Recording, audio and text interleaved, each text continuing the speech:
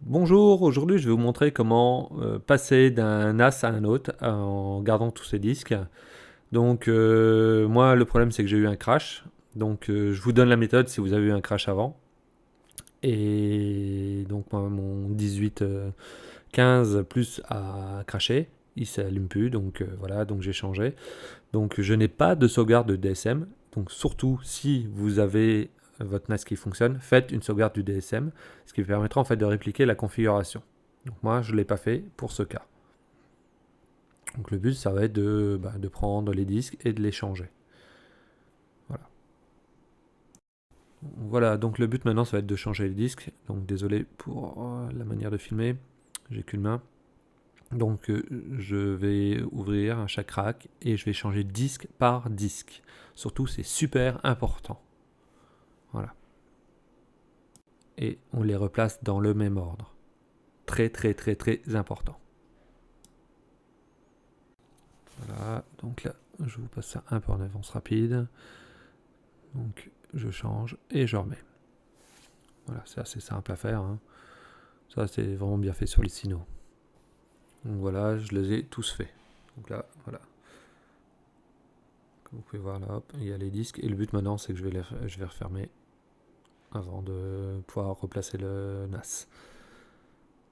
N'oubliez pas que tout ça, donc tout ce que je vous montre, ça peut être dangereux, donc vous pouvez perdre vos données. Donc un conseil, faites une sauvegarde avant. C'est très très très très très important. Donc là, je vérifie que tout est bien fermé. Voilà, tout est bien fermé. C'est nickel, on va pouvoir aller le brancher. Voilà, donc là, tout est branché. Il faut que j'allume. On va voir ce que ça donne.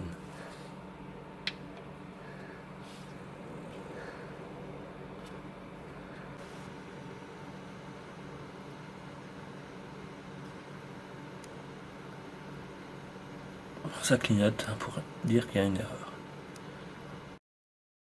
Voilà, donc là j'ai branché le Synology Assistant, donc on voit deux NAS, enfin deux lignes. C'est parce que j'ai branché un RJ45 sur deux des cartes réseau. Donc voilà, bon c'est cool, hein, c'est que tout est détecté. Donc là ce que je vais faire c'est que je vais enlever euh, une prise RJ45, parce que j'en veux qu'un.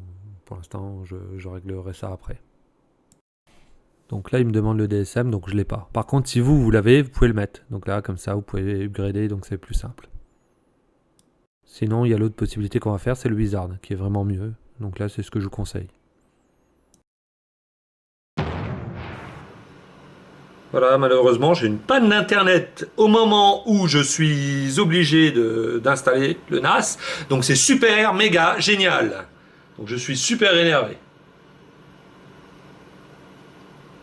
Bravo la fibre. Donc là, je passe par l'assistant, donc une heure plus tard, j'ai récupéré Internet.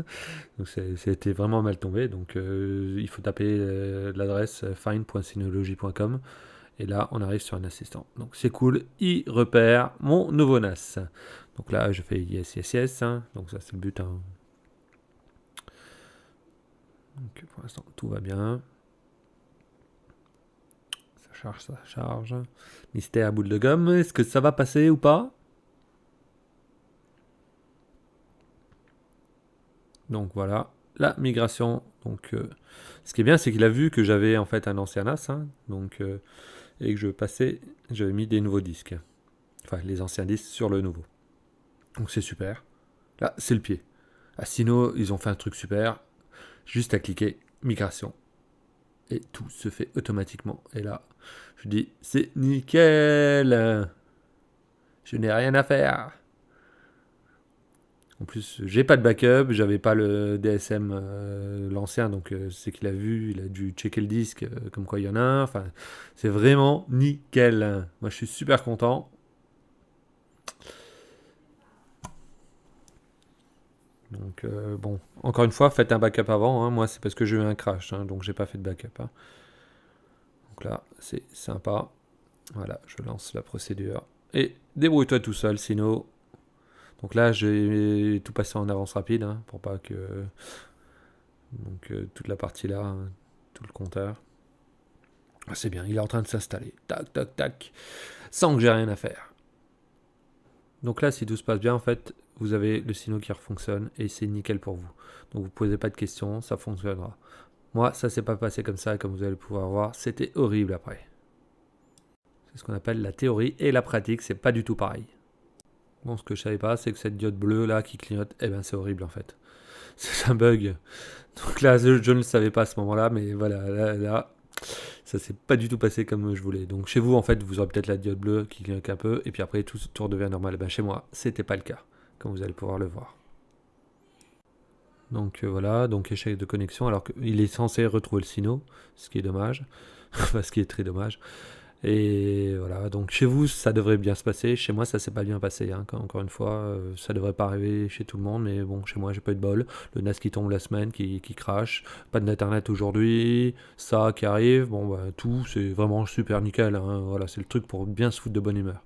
Voilà, et ça c'est un vrai bug, hein, ce que vous voyez. Donc voilà, là, il détecte plus rien. Donc si ça vous arrive, pas d'inquiétude, vous enlevez tous les disques. Tous. Vous allumez, vous regardez si là, s'il redémarre, s'il clignote bleu tout le temps, bah, là, au bout d'un moment, bah, il n'y a plus rien à faire. Moi, ce que j'ai fait, j'ai allumé, j'ai éteint, j'ai rallumé, j'ai éteint. Après, une fois que tout est revenu normal, donc j'avais pas de disque, ce que j'ai fait, c'est que j'ai tout remis les disques dans les autres racks et j'ai réinséré disque par disque. À chaud, tant pis. Et j'ai regardé que la diode s'allumait bien. Après, bon, ce qui s'est passé, c'est que j'ai relancé le Wizard pour l'installation. Et malheureusement, ça m'a réinstallé un DSM normal, sans migration, donc j'ai perdu toute ma config que j'avais avant. Tant pis, parce que j'ai toutes les données encore sur le disque, donc enfin sur tous les disques, donc ça va, c'est quand même cool. J'ai juste à reconfigurer, donc à recréer des comptes utilisateurs, à faire tous les trucs habituels. Là, j'ai juste en fait Hyper Backup qui ne fonctionne plus. Enfin, il fonctionne, mais j'arrive plus à me connecter sur mon compte Amazon qui me permettait en fait de faire mes backups. Donc là, a priori, ça vient de chez Sino, donc ça vient pas de mon NAS, j'espère. On va voir dans quelques jours. Voilà, n'hésitez pas à poser vos questions, à liker, partager. Et surtout, faites des backups. Parce que si ça vous arrive comme ce que j'ai eu là, ça fait peur. Allez, à la prochaine.